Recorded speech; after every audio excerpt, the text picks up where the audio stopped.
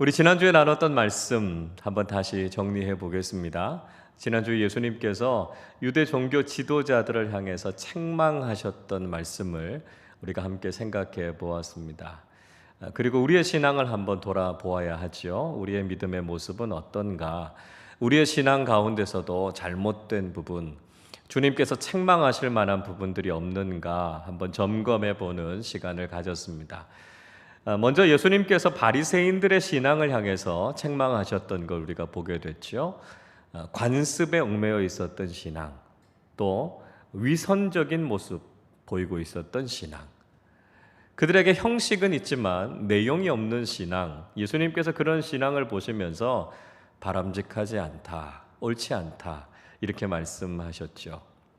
또 그들이 종교적인 교만, 또 세속적인 명예를 추구하는 모습 바람직하지 않다고 말씀하셨습니다. 바리새인들을 향해서 그들의 신앙이 꼭 무덤 같은 신앙이다.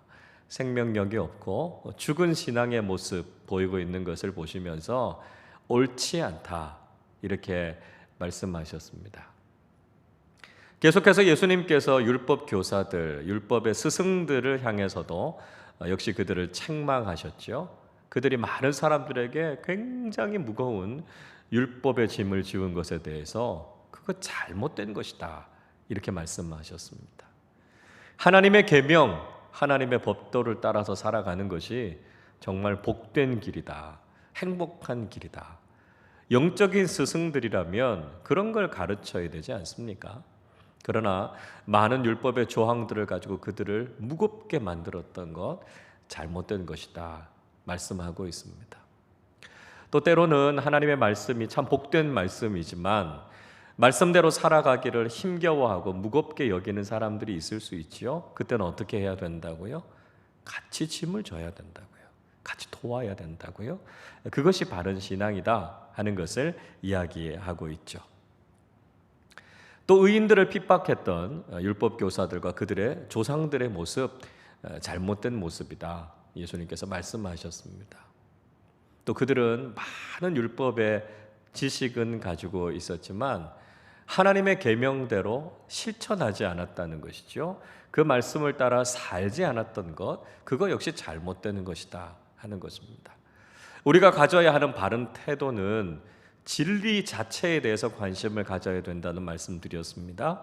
진리를 수용하고자 하는 마음을 가져야 되죠. 그런데 진리에 대해서 꼬투리나 잡으려고 하고 예외적인 것 때문에 나는 진리를 받아들이지 못하겠다. 이건 바람직하지 않고요. 아주 진지하게 무엇이 진리인가? 무엇이 참된 지혜인가? 깨닫고 그 말씀에 순종하는 것이 중요하다 하는 것을 우리가 함께 생각해 보았습니다. 자, 오늘은 누가복음 12장의 말씀을 통해서 우리가 두려워해야 할 것이 무엇인가, 또 두려워하지 말아야 할 것이 무엇인가 함께 생각해 보겠습니다. 우리가 지난 주일 말씀을 통해서도 우리가 과연 무엇을 두려워해야 될 것인가, 또 우리가 어떻게 두려움을 극복할 수 있을 것인가 하는 말씀을 함께 생각해 보았는데요. 오늘도 그 연속선상에서 말씀을 좀 생각해 보도록 하겠습니다. 먼저는 예수님께서 오늘 누가복음 12장 말씀 앞부분에서 바리새인들의 신앙에 대해서 한 번 더 지적하고 계신 모습을 볼 수 있습니다. 그래서 바리새인들의 누룩에 대해서 예수님께서 교훈을 주셨는데요. 그 말씀을 먼저 생각해 보도록 하죠. 1번입니다. 신앙생활에서 피해야 하는 것은 외식하는 것이다. 주님께서 그렇게 말씀하고 계십니다. 우리가 신앙생활에서 피해야 되는 잘못된 모습이 바로 외식, 위선적인 신앙생활이라는 것이죠. 1절 같이 읽어보겠습니다. 그동안에 무리 수만 명이 모여 서로 밟힐 만큼 되었더니 예수께서 먼저 제자들에게 말씀하여 이르시되 바리새인들의 누룩 곧 외식을 주의하라. 예수님께서 유대 종교 지도자들을 책망하시는 동안에 수없이 많은 사람들이 몰려들었습니다. 그만큼 예수님의 가르침이 새로웠다는 것이죠. 유대 종교 지도자들의 가르침과는 달랐고요. 권세가 있었고 능력이 있었다는 것입니다.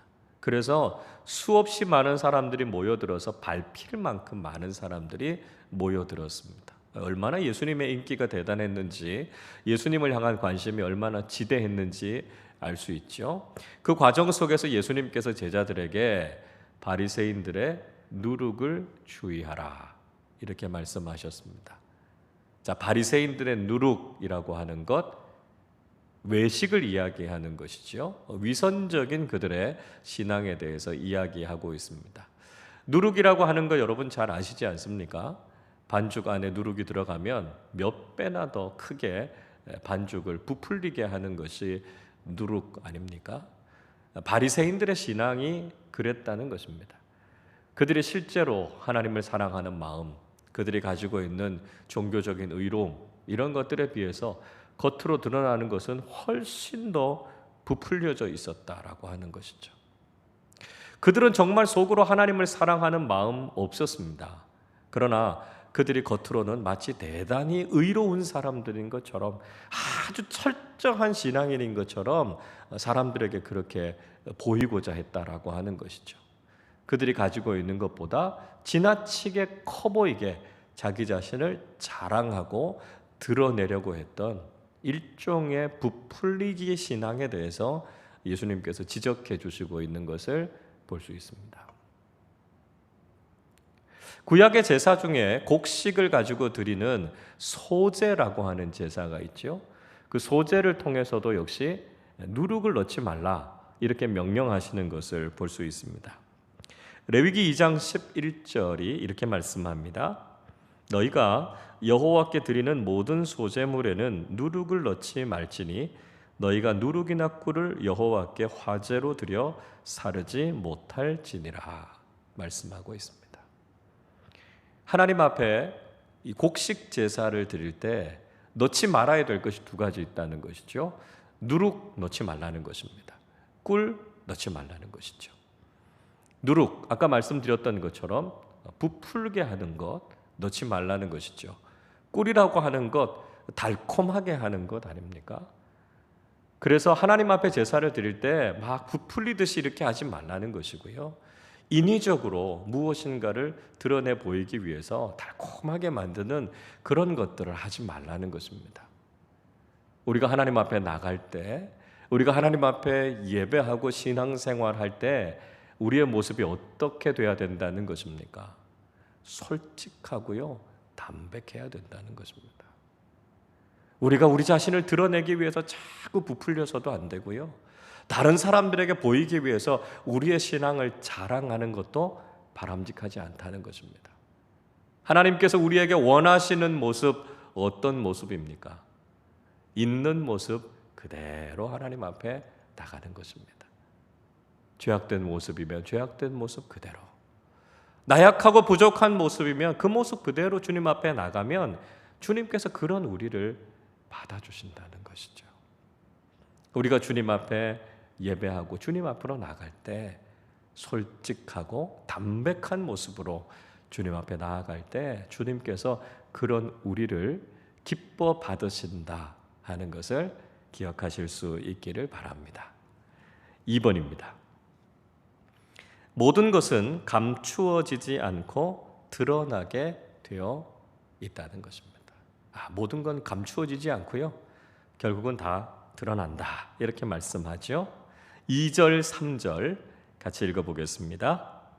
감추인 것이 드러나지 않을 것이 없고 숨긴 것이 알려지지 않을 것이 없나니 이러므로 너희가 어두운 데서 말한 모든 것이 광명한 데서 들리고 너희가 골방에서 귀에 대고 말하는 것이 지붕 위에서 전파되리라. 자, 감추어진 것 중에 드러나지 않을 게 없다는 것이죠. 숨겨진 것 중에 나타나지 않을 것이 없다 이렇게 말씀하고 있습니다. 어두운 데서 이야기됐던 모든 것들이 밝은 데서 다 들려지게 되는 것이고요, 골방 안에서 귀에 대고 이렇게 소곤소곤소곤 이렇게 이야기한 것이 나중에는 지붕 위에서 큰 소리로 이야기하듯이 다 드러나게 된다는 것입니다. 그러니까 우리가 아무리 감추려고 해도 감출 수 없다라고 하는 것이죠. 바리새인들은 그렇게 자신들의 속마음을 감추었습니다. 속에 있는 것은 전혀 그렇지 못했는데 겉으로는 거룩한 척, 정직한 척, 정결한 척 했다는 것이죠.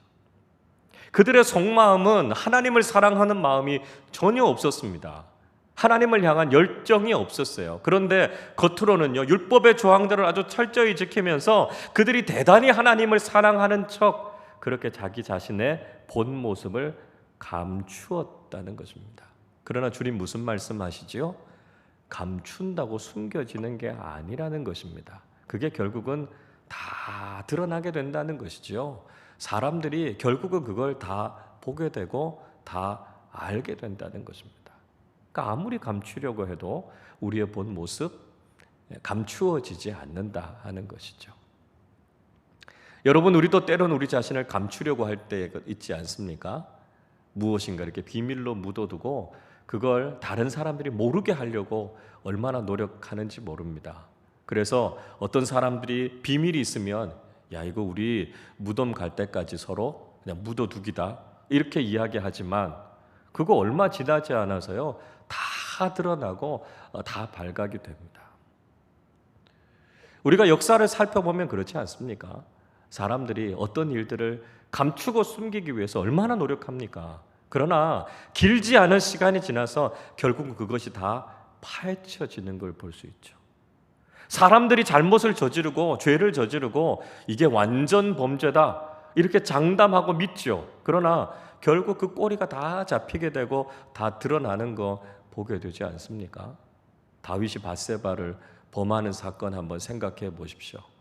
그렇게 자기가 인간적인 방법을 써서 그것들이 드러나지 않기 위해서 여러 가지 방법을 썼지만 결국 밧세바가 임신하게 됨을 통해서 다윗의 죄가 만천하에다 드러나지 않았습니까?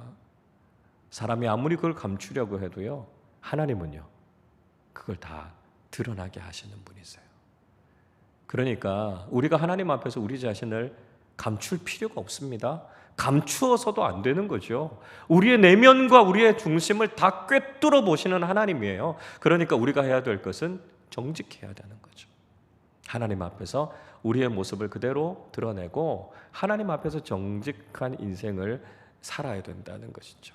그래서 우리 자신을 감추고 포장하려고 하는 그런 바리새인들의 누룩과 같은 외식하는 신앙이 아니라 하나님 앞에 정직하고 깨끗함으로 나가는 사람들이 될 때 우리는 하나님께서 기뻐하시는 믿음의 사람들이 될 수 있다는 것입니다. 자, 그러면 이제 본격적으로 우리가 두려워해야 할 것과 두려워하지 말아야 할 것이 무엇인가 주님의 말씀을 통해서 우리가 한번 생각해 보겠습니다. 1번 보십시오. 잘못된 두려움에 빠지지 말라는 것입니다. 자, 두려움이라고 해서 다 같은 두려움이 아니라는 거죠. 근데 많은 사람들이 자꾸만 이 잘못된 두려움에 빠진다는데 문제가 있습니다. 4절 같이 읽어보겠습니다. 내가 내 친구 너희에게 말하노니 몸을 죽이고 그 후에는 능히도 못하는 자들을 두려워하지 말라. 자, 우리가 신앙생활 하는 데 있어서 해결해야 되는 중요한 문제 가운데 하나가 바로 이 두려움의 문제인데요. 그 중에서도 우리가 두려워하지 말아야 할 것을 두려워하는 경우들이 많다는 것입니다. 뭘 두려워하는 거죠? 사람을 두려워하는 겁니다. 사람의 평가, 사람의 시선, 사람들의 눈앞에 서서 지나치게 사람들을 의식하면서 살고 사람들을 두려워한다라고 하는 거죠. 물론 요즘 세상은 보면 사실 사람만큼 무서운 게 없습니다. 요즘 어떨까요? 전 그런 생각 한번 해봐요. 귀신 만나는 것보다 사람 만나는 게 더 무섭다 이런 생각하게 됩니다.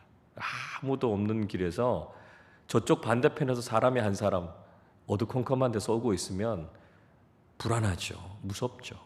요즘처럼 이렇게 사람이 무서울 때가 없습니다.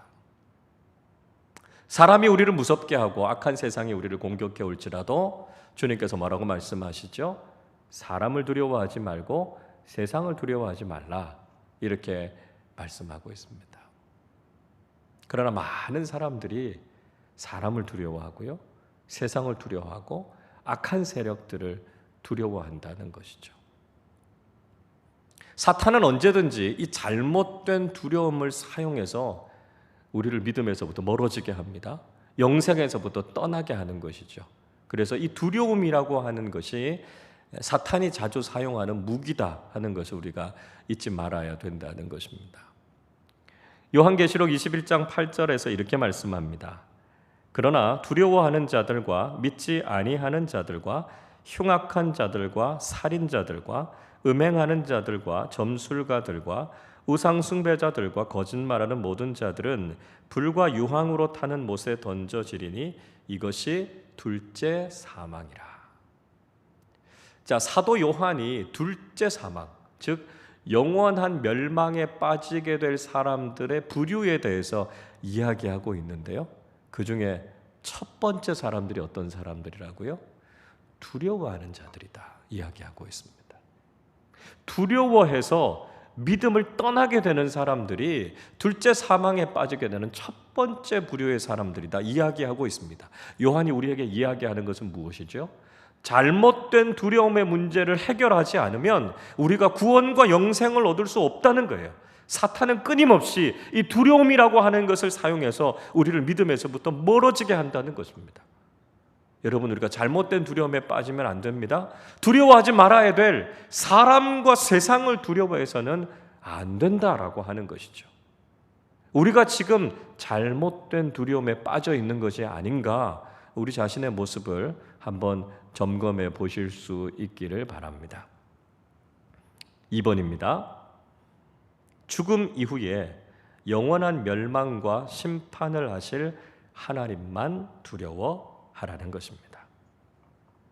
우리가 정말 두려워해야 할 대상, 죽음 이후에 우리에게 영원한 멸망, 영원한 심판을 주실 수 있는 하나님만 두려워하라는 것이죠. 5절 말씀 읽어보겠습니다. 마땅히 두려워할 자를 내가 너희에게 보이리니 곧 죽인 후에 또한 지옥에 던져넣는 권세 있는 그를 두려워하라. 내가 참으로 너희에게 이르노니 그를 두려워하라. 예수님께서 마땅히 두려워할 자를 보이시겠다 말씀합니다. 우리가 정말 두려워해야 할 분은 누구입니까? 육신의 죽음 이후에도 우리를 영원한 심판으로, 영원한 멸망으로 이르게 하실 단 한 분, 하나님만 두려워해야 된다는 것이죠. 정말 우리가 두려워해야 할 분은 하나님 한 분밖에 없다라고 하는 것을 우리가 분명히 알아야 된다는 것입니다. 그러나 안타깝게도 대부분의 사람들은 두려워하지만 하나님은 두려워하지 않습니다. 더 심각한 문제는 때로는 그리스도인들도 하나님을 두려워하기보다는 사람들을 두려워하는 경우들이 더 많다는 것입니다. 사람들이 우리를 두렵게 하는 것은 결국 우리를 육신의 죽음까지밖에 끌고 가지 못하죠. 그러나 하나님께서는 우리에게 영원한 운명을 결정하시는 그 권세와 능력이 있으신 하나님이시다라고 하는 것이죠. 그러나 우리를 잠깐 힘들게 하고 잠깐 괴롭힐 수 있는 사람과 세상은 두려워하면서 우리에게 영원한 생명을 주실 수도, 영원한 멸망을 주실 수도 있는 하나님을 두려워하지 않는 것, 이건 우리가 영적인 둔감함에 빠져 있다는 것을 이야기하고 있습니다. 여러분, 우리가 이 세상에서 일시적으로, 부분적으로 경험하는 고통과 아픔도 얼마나 힘듭니까? 우리가 이 땅 살아가면서 잠깐 동안 어려움들과 아픔을 겪지만 그것 때문에도 힘겨워하면서 사시는 분들이 참 많습니다. 여러분, 그것도 힘겹다면 우리가 지옥에서 영원한 형벌, 고통을 받는다고 생각하면 그 얼마나 끔찍한 일입니까? 그러니까 우리가 정말 두려워해야 할 분은 하나님이시다라고 하는 것이죠. 그래서 우리가 세상의 것을 두려워하는 것이 아니라 하나님을 두려워할 때 하나님께서 이 세상을 살아가는 동안에 우리에게 평안을 주시고 하나님을 두려워하는 자들에게 영원한 생명을 주신다는 것을 우리는 잊지 말아야 한다는 것이죠. 예수님께서 말씀하시는 것처럼 우리가 정말 두려워할 분이 누군가 예수님께서 우리에게 보여주고 계십니다.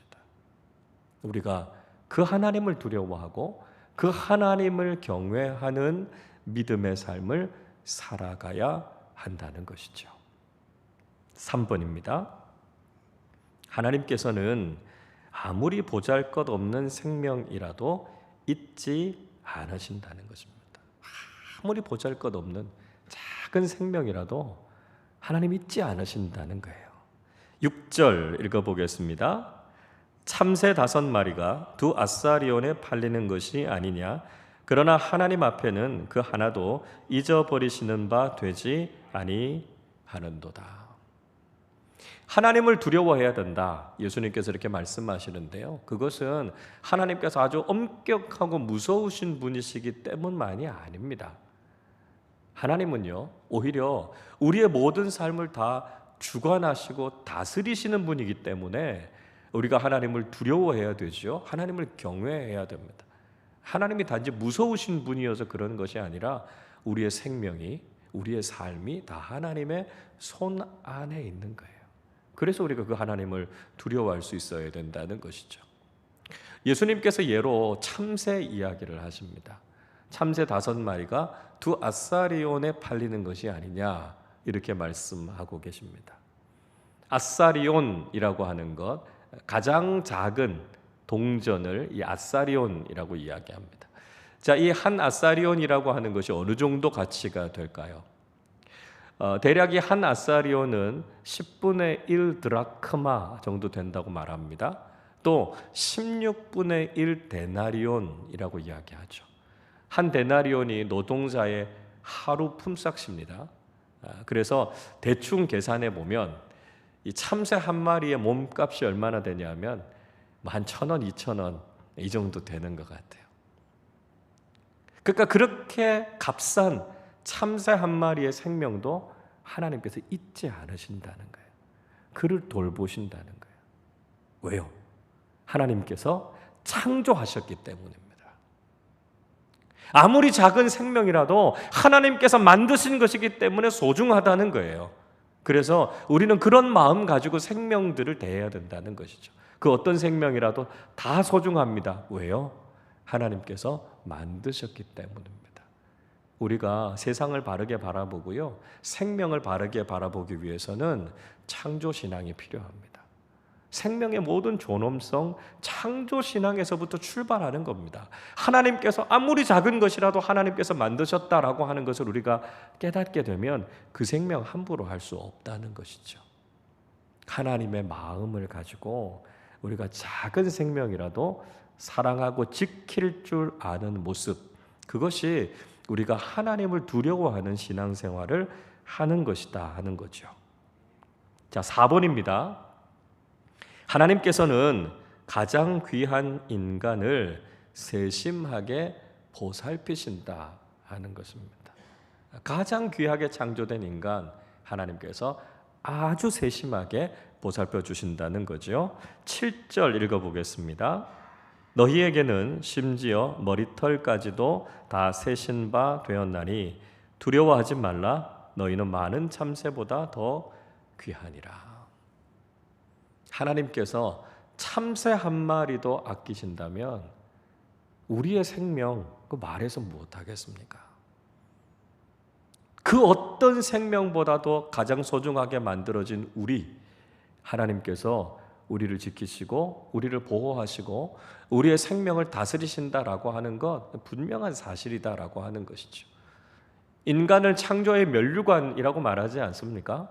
하나님께서 하나님을 닮은 모습으로 가장 아름답게 창조하셨다라고 하는 것이죠. 작은 미물 하나 하나님께서 함부로 하지 않으시고 그들을 돌보신다면 하나님께서 당연히 우리의 생명 지키시고 돌보시지 않으시겠습니까? 예수님께서 어떻게 비유하십니까? 하나님은요, 우리 머리털 하나까지 다 세신다고요. 머리카락 하나하나까지 하나님이 다 세시고요, 그 정도로 세심하게 우리의 모든 삶을 다 아신다는 겁니다. 그래서 우리에게 뭐라고 말씀하시죠? 염려하지 말라고요. 우리에게 있어야 할 모든 것을 하나님께서 아신다고요.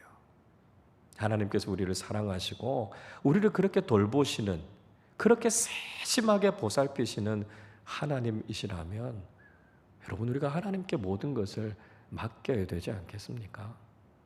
나보다도 나를 더 잘 알고 계시고 내 머리카락까지 다 세고 계신 하나님께서 왜 오늘 우리의 아픔과 슬픔을 모르시겠습니까? 왜 우리의 삶의 필요를 모르시겠습니까? 왜 우리가 무엇 때문에 힘들어하고 어려워하는지 왜 하나님 모르시겠습니까? 우리가 그 좋으신 하나님께 믿음으로 나아가면 하나님께서 우리의 삶을 보살펴 주시고 지켜주시고 인도해 주실 줄로 믿습니다. 그 믿음 가지고 하나님 앞에 우리의 모든 것을 맡기며 나아가는 믿음의 사람들 되실 수 있기를 바랍니다. 5번입니다. 사람들 앞에서 예수님을 시인하는 믿음을 가지라는 것입니다. 사람들 앞에서 말로요, 입술로 예수님을 시인하는 믿음 가지라 말씀합니다. 8절 9절 같이 읽어보겠습니다. 내가 또한 너희에게 말하노니 누구든지 사람 앞에서 나를 시인하면 인자도 하나님의 사자들 앞에서 그를 시인할 것이요 사람 앞에서 나를 부인하는 자는 하나님의 사자들 앞에서 부인을 당하리라. 자, 예수님께서 예수님을 시인하는 문제에 대해서 이야기합니다. 사람들 앞에서, 세상 앞에서 예수님을 시인하면, 인정하면 하나님의 사자 앞에서 예수님께서도 그 사람을 인정해 주시겠다는 겁니다.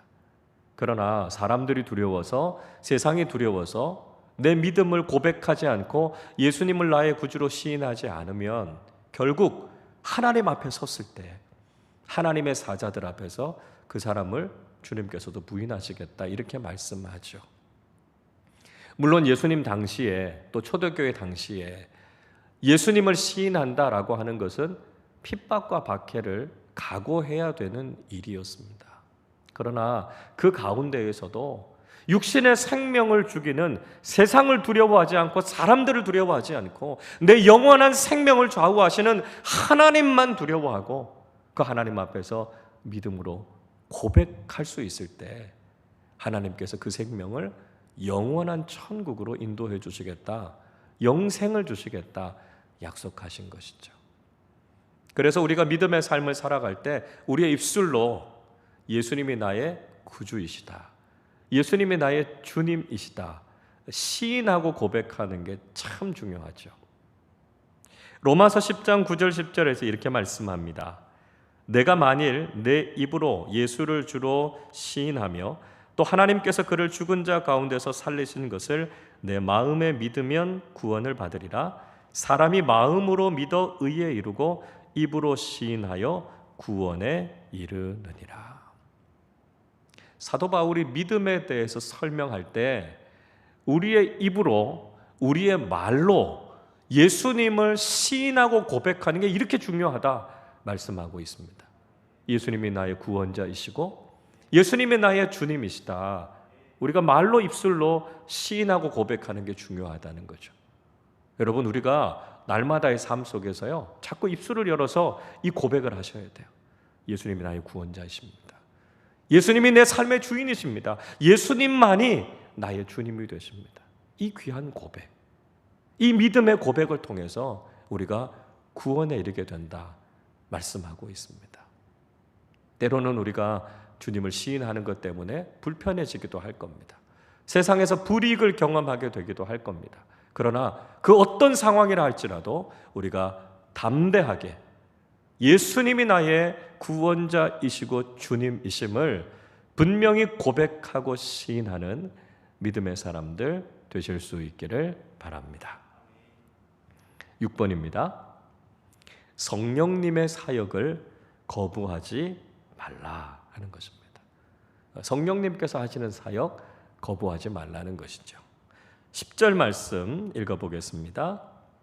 누구든지 말로 인자를 거역하면 사하심을 받으려니와 성령을 모독하는 자는 사하심을 받지 못하리라.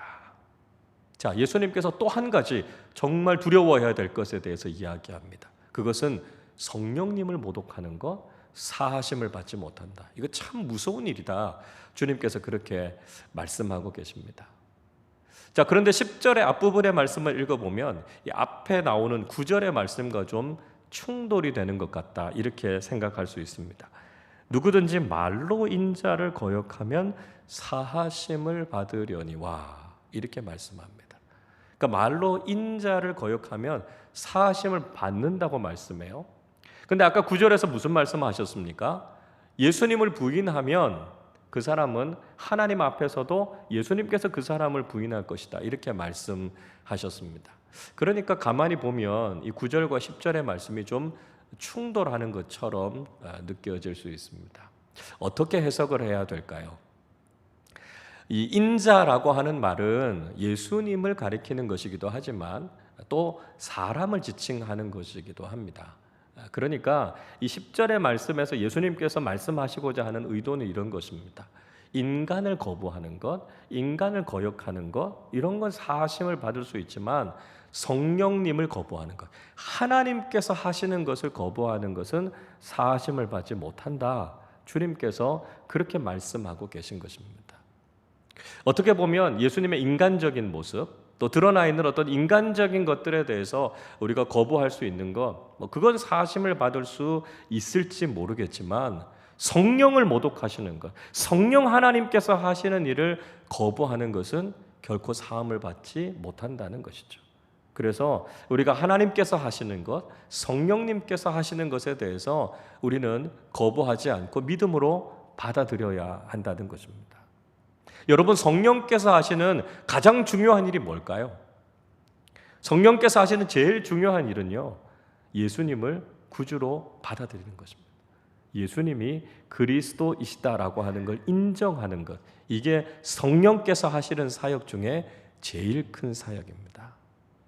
고린도전서 12장 3절이 이렇게 말씀합니다. 그러므로 내가 너희에게 알리노니 하나님의 영으로 말하는 자는 누구든지 예수를 저주할 자라 하지 아니하고 또 성령으로 아니하고는 누구든지 예수를 주시라 할 수 없느니라. 예수님이 그리스도이시다라고 고백하는 것, 이건 사람의 생각이나 사람의 지혜를 가지고 고백할 수 있는 게 아니라는 거예요. 성령님께서 우리에게 믿음을 주실 때 예수님이 주님이십니다, 예수님이 그리스도이십니다, 이렇게 고백할 수 있다는 거죠. 그리고 성령께서 우리 안에 있으면 우리가 예수님을 거역할 수 없다는 것이죠. 예수님을 저주할 수 없다라고 하는 것이죠. 그래서 그 사람이 예수를 주님으로 믿게 되는 것도 성령의 역사고요, 성령께서 함께 하시지 않고는 예수님을 영접할 수 없다는 것을 이야기하고 있습니다. 성령 하나님께서 지금도 우리 가운데 일하고 계시고 역사하고 계시는데, 때로는 우리가 인간적인 생각, 인간적인 판단을 가지고 하나님께서 하시는 일들을 거부하게 될 때가 있다는 거죠. 우리가 볼 때 저 사람 예수 믿을 것 같지 않아, 저 사람 변화될 것 같지 않아, 내 생각이라는 거예요, 내 인간적인 판단이라는 거죠. 근데 놀라운 것은요, 절대로 변하지 않을 것 같은 사람들이 성령께서 역사하시니까요, 그 사람들이 변하더라는 거예요. 그걸 보면서 우리가 인정해야 되는 건 뭐죠? 하나님이 하셨구나. 성령께서 바꾸시면 변하지 못할 인생이 없고요, 성령께서 역사하시면 예수 믿지 못할 사람들이 없습니다. 그래서 우리가 인간적인 생각으로 성령께서 하시는 일들을 우리가 규정짓거나 거역할 것이 아니라 하나님께서 하실 것을 기대하고 성령님의 사역을 우리가 인정하고 믿음으로 나아가는 것이 중요하다 하는 것이죠. 7번입니다. 성령님께서는 지혜로 우리가 할 말을 가르치신다라고 하는 거죠. 성령님은 지혜의 영이셔서 우리로 하여금 해야 할 말을 가르치신다는 것이죠. 11절 12절 같이 읽어보겠습니다. 사람이 너희를 회당이나 위정자나 권세 있는 자 앞에 끌고 가거든 어떻게 무엇으로 대답하며 무엇을 말할까 염려하지 말라. 마땅히 할 말을 성령이 곧 그때에 너희에게 가르치시리라 하시니라. 자, 또 한 가지 두려움이 있습니다. 우리가 예수님을 믿고 믿음의 삶을 살아갈 때 세상이 우리를 박해할 거라는 거예요. 그래서 세상의 권력자들 앞에 서게 할 겁니다. 세상의 재판장 앞에 서게 할 것입니다. 그것이 우리를 두렵게 할 수 있죠. 그러나 그때 염려하지 말라고 말씀합니다. 왜 그렇습니까? 성령님께서 우리에게 지혜를 주셔서 그곳에서 우리가 무슨 이야기를 해야 할 것인지, 그리고 우리가 그 상황 속에서 어떻게 진리의 말씀, 지혜의 말씀으로 대처해야 될 것인지를 우리에게 가르치시겠다 말씀하고 있습니다. 우리가 오늘날도 주님의 말씀을 따라 살아가고 복음을 따라 살아가다 보면 이런 어려운 상황들을 만나게 될 수도 있습니다. 반기독교 법안들이 거론이 되고 있지 않습니까? 세상이 교회와 그리스도인들을 향해서 공격하고 모함하는 일들을 우리가 경험하게 됩니다. 세상의 악한 권세들이 이미 사단의 손 안에 있기 때문에 사단이 세상의 권세와 권력들을 이용합니다. 그래서 교회와 그리스도인들이 아무런 잘못이 없음에도 불구하고 그들을 세상의 법정, 우리를 세상의 법정에 서게 할 수 있는 그런 힘을 갖고 있다는 거예요. 그런데 우리의 지혜로는, 우리의 힘으로는 세상과 맞서 싸워서 이길 수 없습니다. 세상이요, 얼마나 악하고 똑똑한지 모릅니다.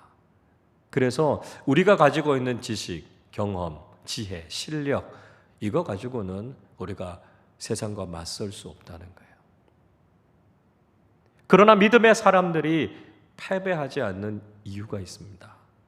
우리 안에 성령님께서 계시다는 거죠. 우리는 부족하지만 성령께서 우리에게 지혜를 주시고 그 상황 속에서 우리가 어떻게 대답하고 어떻게 세상과 맞서야 할지 하나님께서 우리에게 깨닫게 해주신다는 거예요. 진리의 말씀, 지혜의 말씀을 우리의 입에 넣어 주실 것입니다. 우리에게 깨닫게 하실 것입니다. 그래서 세상 앞에서도 결코 패배하지 않고 밀리지 않고요, 믿음으로 승리하게 하신다는 것이죠. 우리가 하루하루의 삶을 살아갈 때, 세상에서 사람들을 만나야 할 때, 일을 해야 할 때 늘 우린 기도해야 됩니다. 성령님, 오늘도 우리가 할 말을 가르쳐 주십시오. 오늘도 우리가 어떻게 사람들을 만나야 하고 그들에게 어떻게 말해야 하고 우리를 대적하는 세상 속에서 우리가 믿음으로 어떻게 서야 할까요? 성령님께 기도할 때 우리가 해야 할 말과 해야 할 일을 우리에게 깨닫게 해 주실 줄로 믿습니다. 그러면 우리를 위협하는 세상 속에서도 우리는 두려워하지 않게 된다는 것이죠. 그리고 날마다 우리와 함께 하시는 그 하나님을 두려워하고 하나님 앞에서 우리가 어떻게 살아야 될 것인가를 생각하게 된다는 것이죠. 여러분, 우리가 정말 두려워해야 할 것이 무엇인지, 그리고 두려워하지 말아야 할 것이 무엇인지 다시 한번 분명히 정리하실 수 있기를 바랍니다.